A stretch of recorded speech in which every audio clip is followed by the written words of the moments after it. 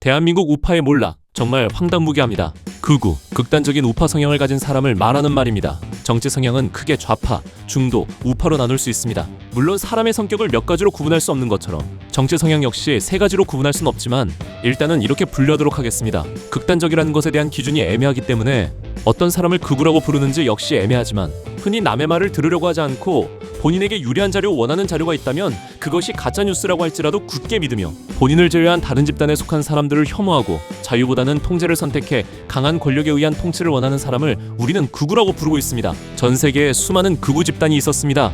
그리고 그들은 비슷한 과정을 거치며 몰락했습니다.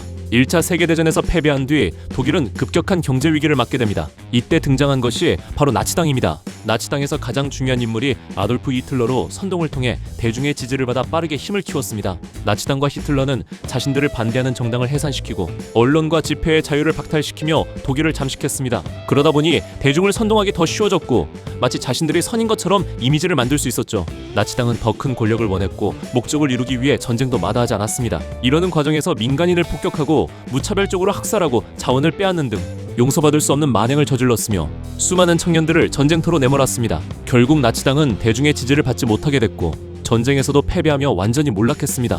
이탈리아는 1차 세계대전에서 승리했지만 별다른 이득을 얻지 못해 승리한 패자로 불렸습니다. 손해가 심했던 대중들은 분노했고 이때 등장한 것이 파시스트당입니다. 파시스트와 베니토 무솔리니는 반공, 질서, 안정을 외치며 영향력을 키웠고 파시스트 전투단, 검은 셔츠단 같은 폭력 조직을 만들어 쿠데타를 시도해 권력을 가져왔습니다. 역시 언론 통제를 이용해 대중을 선동하고 반대하는 쪽을 숙청했습니다. 교과서를 검열해 무솔리니를 신격화하는 세뇌 작업을 했으며 더 큰 권력을 위해 전쟁을 벌였습니다. 2차 세계대전에서는 독일과 같은 편에서 싸웠는데 이러는 과정에서 이탈리아의 식량이 부족해지고 경제가 붕괴되면서 대중의 지지를 잃어갔습니다. 결국 내부에서 쿠데타가 발생해 파시스트당은 더 이상 유지할 수 없게 되었고 전쟁에서도 패배하며 완전히 몰락했습니다.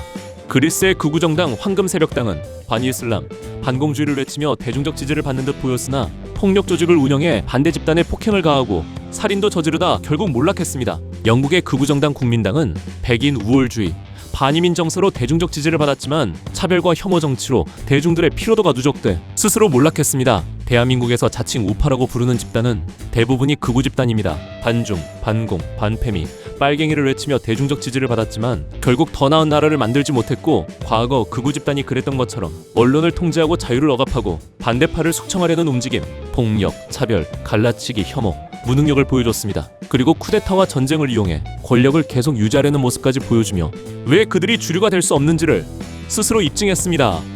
대한민국의 극우는 독특한 특징을 보여줍니다. 극우라고 하면 보통은 자국의 이익을 먼저 생각하지만 참 이상하게도 대한민국의 극우는 대한민국의 이익보다 미국, 일본의 이익을 먼저 생각하고 있죠. 그와 함께 대한민국이 망하길 바라는 어이털리는 사상을 가지고 있습니다.